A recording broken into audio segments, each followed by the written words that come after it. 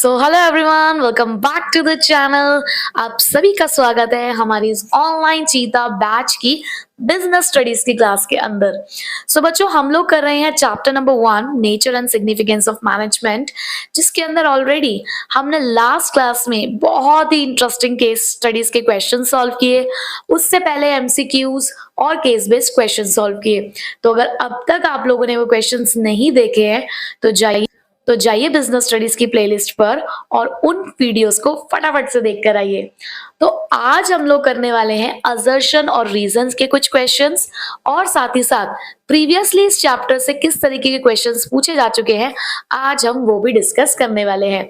तो चलिए आज की क्लास को स्टार्ट करते हैं। तो हमारा पहला क्वेश्चन है, देखो, जब भी आप रीजन असर्शन के क्वेश्चंस को सॉल्व करते हैं तो आपकी फर्स्ट अप्रोच होनी चाहिए कि क्या जो बातें लिखी हैं वो सही हैं। जैसे हम स्टेटमेंट वाले क्वेश्चन करते हैं ना, क्योंकि उसमें तो सिर्फ हमें ये बताना होता है, उसमें भी हमें यही चेक करना होता है कि स्टेटमेंट ट्रू है या फॉल्स है, यही देखते हैं बेसिकली उसमें। तो असर्शन रीजन में भी आप यही देखो, पहले तो यही देखो कि क्या जो असर्शन लिखा है वो सही है, क्या जो रीजन लिखा है वो सही है, क्योंकि ये देखने से कई बार कुछ जो ऑप्शंस होते हैं वो एलिमिनेट हो जाते हैं। तो पहले आपको यही सोचना है कि क्या यार ये दोनों चीजें सही हैं, फिर बाद में हमें वो थोड़े और अलग अप्रोच से चेक करना है कि क्या रीजन असर्शन को क्लियरली एक्सप्लेन करता है। अगर रीजन असर्शन के बारे में थोड़ी सी भी बातें कहता हो तो हम ये कह सकते हैं कि वो उसका एक्सप्लेनेशन है। ठीक है, तो चलिए क्वेश्चंस के साथ अपने इस कंफ्यूजन को दूर करते हैं और रीजन असर्शन के क्वेश्चंस को किस तरीके से हम एग्जाम में कर सकते हैं ये समझते हैं।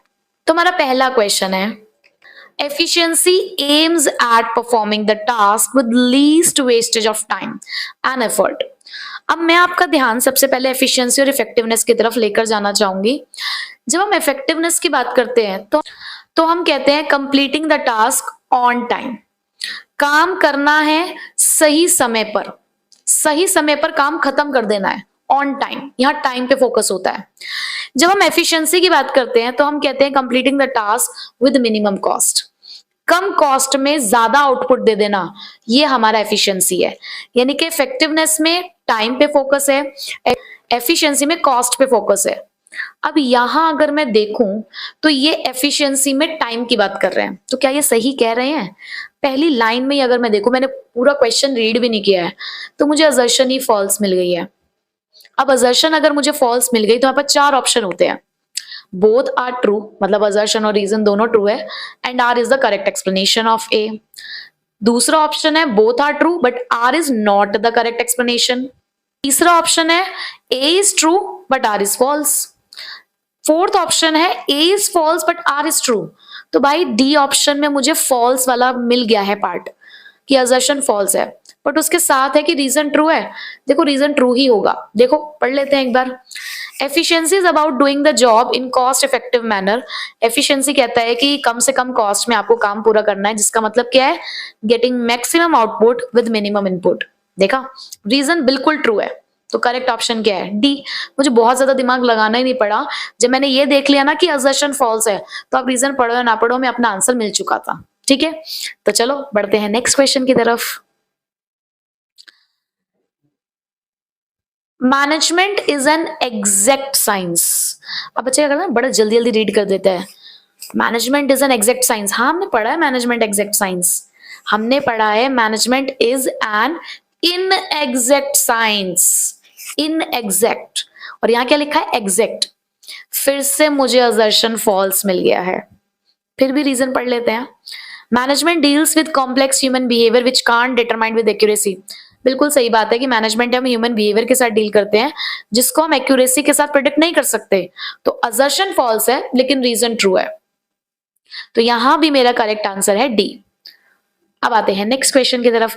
बच्चे आपको नंबरिंग ऊपर नीचे मिलेंगे, क्योंकि मैंने बहुत सारे असर्शन रीजन में से कुछ कुछ जो मुझे बहुत अच्छे लगे वो मैं आप लोगों के लिए यहाँ पर लेकर आई हूँ। ठीक है, सो नेक्स्ट क्वेश्चन कहता है that management is a group activity. बिल्कुल ग्रुप एक्टिविटी है, हमने फीचर्स में पढ़ा है management is a group activity. चलो अब रीजन देखते हैं। Every member of a firm joins the organisation with different purpose and work towards the achievement of personal goals and not the organisational goals. Assertion तो true था, but मुझे reason सही नहीं लग रहा। क्यों? यहाँ तक तो बात ठीक थी कि हर एक मेंबर ऑर्गेनाइजेशन को ज्वाइन करता है अलग अलग पर्पज से। बिल्कुल सही बात है, जब हम किसी ऑर्गेनाइजेशन को ज्वाइन करते हैं हर किसी का अपना एक अलग मकसद है और हर कोई काम कर रहा है। किस लिए काम कर रहा है? To achieve the personal objective. बिल्कुल सही, हम भैया खुद के लिए काम करने हैं ऑर्गेनाइजेशन में, लेकिन सिर्फ खुद के लिए काम करने नहीं आए। हम अपने ऑब्जेक्टिव्स को पूरा करने के बारे में सोचे बिना ऑर्गेनाइजेशन ऑब्जेक्टिव के। ऐसा नहीं हो सकता, दोनों को रिकंसाइल करना है, दोनों को एक साथ लेकर चलना है। बट यहाँ तो सिर्फ ये कह रहे हैं कि लोग सिर्फ अपने पर्सनल गोल्स को अचीव करते हैं, तो ये बात तो सही नहीं है। तो असर्शन तो ट्रू है बट रीजन फॉल्स है। तो करेक्ट ऑप्शन मुझे क्या मिला यहाँ पे? सी। पहले क्वेश्चन तो तुम पहचान रहे होगे आराम से, है ना? अगला देखते हैं। The process by which manager synchronizes the activities of different department is known as coordination. अब बच्चे मैंने आपको कोऑर्डिनेशन के लिए ना 3 वर्ड बताए, हार्मोनाइजेस, सिंक्रोनाइजेस और यूनिफाइज। उसमें से सिंक्रोनाइजेस मुझे यहाँ दिख गया है। वो कह रहे हैं कि मैनेजर एक प्रोसेस को फॉलो करता है जहां पर सारी एक्टिविटीज जो है अलग अलग डिपार्टमेंट की वो एक साथ लाई जाती हैं, एक सिंक्रोनाइज यानी कि एक ऑर्डरली वे में उसको हम अरेंज करते हैं, उसे कोऑर्डिनेशन कहते हैं। बिल्कुल सही बात है, कोऑर्डिनेशन यही होता है। अब रीजन चेक करते हैं। Coordination is the force that binds all other functions of management. Coordination एक ऐसा फोर्स है जो बाकी सभी फंक्शंस को एक साथ बांध रहा है। क्या ये बात सही है? बिल्कुल सही है। बातें तो दोनों सही हैं, तो इसका मतलब सी और डी ऑप्शन मेरे लिए एलिमिनेट हो गया। अब मुझे क्या करना है? अब मुझे ये चेक करना है कि भाई दोनों बातें सही तो हैं, बट क्या एक दूसरे का एक्सप्लेनेशन है? तो उसके लिए मैं इसको देखो दोबारा रीड करती हूँ। The process by which manager synchronizes the activity of different department is known as coordination because coordination is the binds all other functions of management. कि मैनेजर जिस प्रोसेस का इस्तेमाल करते हैं सभी एक्टिविटीज को एक साथ लाने में, उसे कोऑर्डिनेशन कहते हैं, क्योंकि कोऑर्डिनेशन वो फोर्स है जो सभी एक्टिविटीज को, सभी फंक्शंस को साथ में बांधे रखता है। तो बिल्कुल सही बात है, वो कोऑर्डिनेशन की क्वालिटी के बारे में बता रहे हैं जिससे सारी एक्टिविटी साथ रहती है।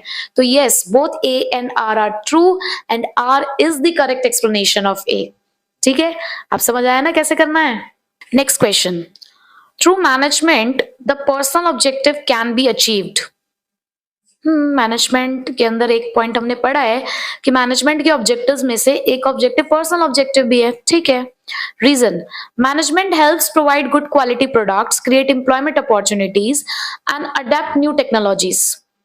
Management good quality product produce करता है, एम्प्लॉयमेंट अपॉर्चुनिटी प्रोड्यूस करता है, एम्प्लॉयमेंट अपॉर्चुनिटीज क्रिएट करता है, न्यू टेक्नोलॉजीज को अडेप्ट करता है। ठीक है, ये बात भी सही है, दोनों ही बातें सही हैं, बट असर्शन पर्सनल ऑब्जेक्टिव की तरफ इशारा करती है, लेकिन रीजन सोशल ऑब्जेक्टिव की तरफ इशारा करता है। दोनों बातें बिल्कुल सही हैं, बट रीजन असर्शन को किसी भी तरीके से जस्टिफाई नहीं कर रहा है। तो क्या होना चाहिए इसका option? That both are true but R is not the correct explanation of A. So correct option is D. Coordination is a voluntarily binding force between individuals and departments. Voluntarily binding force, अपनी इच्छा से। ठीक है। Reason, coordination gives a direction to the willing spirit. बताइए, अब आपको क्या लगता है? अब आप बताएंगे इसका आंसर। मुझे उम्मीद है कि आप लोगों को करेक्ट आंसर मिल गया होगा। कोऑर्डिनेशन एक वॉलेंट्रली बाइंडिंग फोर्स है। देखो, अपनी इच्छा से ही कोऑर्डिनेट करते हैं, और हमने एक फीचर पढ़ा था, coordination is a deliberate function, तो उसमें क्लियरली ये सारी बातें लिखी हुई हैं। तो असर्शन ट्रू है। Reason, coordination gives the direction to the willing spirit. बिल्कुल, ये जो हम विलिंगली आगे बढ़ने की कोशिश करते हैं तो कोऑर्डिनेशन उसको एक डायरेक्शन देता है। तो yes, both are true and R is the correct explanation of A. तो करेक्ट आंसर क्या है इसका? A. Is management is not a pure science. Management एक प्योर साइंस नहीं है। हाँ, मैनेजमेंट इन एग्जैक्ट साइंस है। असर्शन बिल्कुल सही कह रहा है। Management has a compulsory and systematized body of knowledge and is based on observation and experimentation and has universal validity. हाँ, असर्शन तो सही था, बट रीजन कुछ गड़बड़ है। आप सही कह रहे हो कि सिस्टमेटाइज बॉडी ऑफ नॉलेज है, कहीं ना कहीं चलो मान लेते हैं ऑब्जर्वेशन और एक्सपेरिमेंटेशन भी है, बट यूनिवर्सल वैलिडिटी बिल्कुल भी नहीं है, क्योंकि क्योंकि मैनेजमेंट प्रिंसिपल्स मॉडिफाई किए जा सकते हैं, तो यूनिवर्सल वैलिडिटी तो उन्हें नहीं मिली हुई है। So assertion is true but reason is false. Next, very important and very good question. Assertion कहता है that management is termed as process. Very good, correct. Management एक प्रोसेस ही है। Management involves a series of interrelated functions such as planning, organizing, staffing, directing and controlling. Yes, this is also correct. assertion भी true है और reason भी true है, but क्या reason assertion को जस्टिफाई कर रही है? मतलब कि हम कह रहे हैं मैनेजमेंट प्रोसेस है, तो मैनेजमेंट प्रोसेस क्यों है? हमने प्रोसेस की डेफिनेशन पढ़ी है कि प्रोसेस क्या होती है। वही प्राइमरी फंक्शंस जो हम किसी भी काम को करने के लिए परफॉर्म करते हैं, और वो फंक्शंस कौन से हैं? यही तो है पांचों: planning, organising, staffing, directing, controlling. So yes, this is also correct and this is the explanation of A. तो रीजन क्लियरली assertion को एक्सप्लेन कर रहा है, तो करेक्ट ऑप्शन क्या होना चाहिए? Both are true and R is the correct explanation of A. Next, management is an activity which is necessary wherever there is a group of people working in the organization. वो कहते हैं management हर वो activity है जो हर एक उस जगह पर चाहिए जहां पर बहुत सारे लोग काम कर रहे हो। मैनेजमेंट ग्रुप एक्टिविटी है। People in an organization are performing the diverse tasks, but they are working toward the same goal. और ऐसा क्यों चाहिए? क्योंकि ऑर्गेनाइजेशन के अंदर जो लोग हैं वो अलग अलग टास्क परफॉर्म करते हैं, और हर कोई लेकिन काम सेम गोल के लिए कर रहा है। मेरे पढ़ते ही आपको समझ आ चुका होगा क्या है करेक्ट ऑप्शन, जल्दी से बता दो। दोनों, जी हाँ, दोनों ही बातें सही हैं, और आर क्लियरली assertion को एक्सप्लेन करता है, तो A is the correct option. Next, in order to be successful, an organization must change itself and its goals according to the needs of the environment. अगर हमें सक्सेसफुल होना है तो हमें खुद को बदलना होगा, गोल्स को बदलना होगा। क्या ये बात सही है? हमने एक फीचर में पढ़ा है ऐसा, बिल्कुल पढ़ा है, तो बात तो सही है। Reason, management is a dynamic function. अरे इसी में ही तो पढ़ा है, यही फीचर ही तो कहता है कि मैनेजमेंट को खुद को बदलना होता है। तो भाई ये तो लड्डू क्वेश्चन हो गया। Both are true and R is the correct explanation of A. ये तो तुरंत पता चल गया हमें, बहुत बढ़िया क्वेश्चन था। तो हमने काफी सारे रीजन असर्शन यहाँ पे डिस्कस कर लिए, और इससे हमें अंदाजा लग चुका है कि किस तरीके से रीजन असर्शन के क्वेश्चन डिस्कस किए जाते हैं। और पता है क्या कंक्लूजन निकला? अगर हमारा वही कॉन्सेप्ट क्लियर है, अगर मुझे पता है कि डायनामिक फंक्शन क्या कहता है, तो मैंने तुरंत ये बात पहचान ली कि वो किसके बारे में बात कर रहे हैं। तो बच्चे बार बार देखो, आपसे मैं यही बात कह रही हूँ कि अब ये केस बेस्ड क्वेश्चंस, ये statement based questions, source based questions, case studies, ये सब बढ़ चुकी हैं, और ये आप तभी कर सकते हो अगर आपकी कॉन्सेप्चुअल क्लैरिटी है। तो करो भाई, ऐसे क्वेश्चंस की प्रैक्टिस करो, ज्यादा से ज्यादा कॉन्सेप्ट्स को क्लियर करो। अब ये कुछ क्वेश्चंस हैं जो प्रीवियसली हमारे एग्जाम्स में पूछे जा चुके हैं। मैं ऑलरेडी इस तरीके के जो क्वेश्चंस हैं वो ऑब्जेक्टिव्स तक के एक बार पहले अपनी वीडियो में आपके साथ डिस्कस कर चुकी हूँ। अब हम ऑब्जेक्टिव से जो आगे का पार्ट था हमारा, उसके कुछ क्वेश्चंस देख लेते हैं, ठीक है? तो हमारे पास एक क्वेश्चन है related to science art profession में, यानी कि नेचर के ऊपर।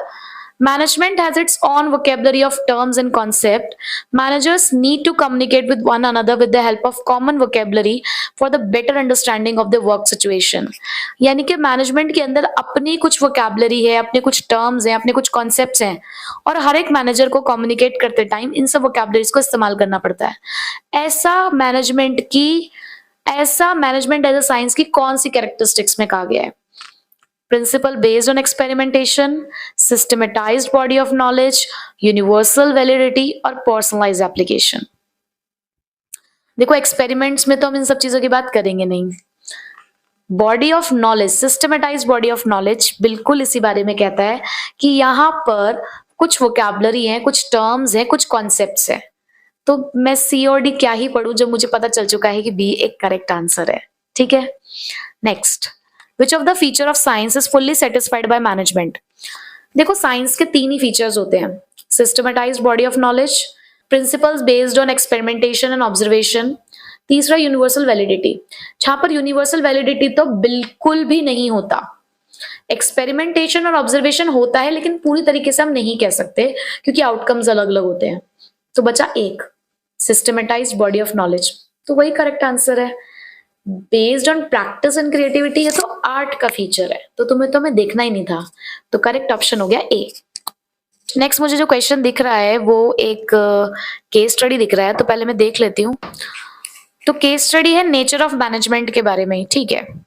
So Ram Murthy, a professor of management, conducted a class on management principles and explained to his students the significance of management principle. In the next class, the professor asked the students to play the roles of different managers.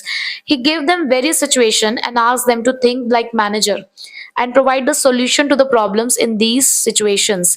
Each student applied the principle of management to the given situation in his own personalized manner, depending upon its creativity. Identify the nature, पता चल गया होगा। देखो जब मैं last की line पढ़ रही थी ना, तो मुझे कहीं ना कहीं समझ आ रहा था जब उन्होंने बोला कि हर एक ने अलग अलग सिचुएशंस को अपने तरीके से सॉल्व किया, अपनी क्रिएटिविटी के अकॉर्डिंग उन्होंने अपने पर्सनलाइज्ड मैनर में उस काम को किया। तो पर्सनलाइज्ड एप्लीकेशन, क्रिएटिविटी, ये हमने कहाँ पढ़ा है, कौन से नेचर में पढ़ा है? Management as an art. तो करेक्ट आंसर क्या होना चाहिए? बी।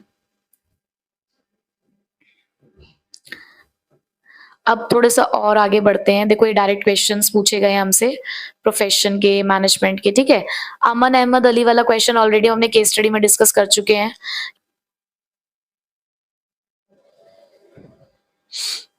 नेक्स्ट देखो, identify the function that Rani would not have to perform as a chief executive officer. कौन सा वो परफॉर्म नहीं करेगी as CEO of the company, यानी कि टॉप लेवल कौन सा फंक्शन इसमें से परफॉर्म नहीं करेगा।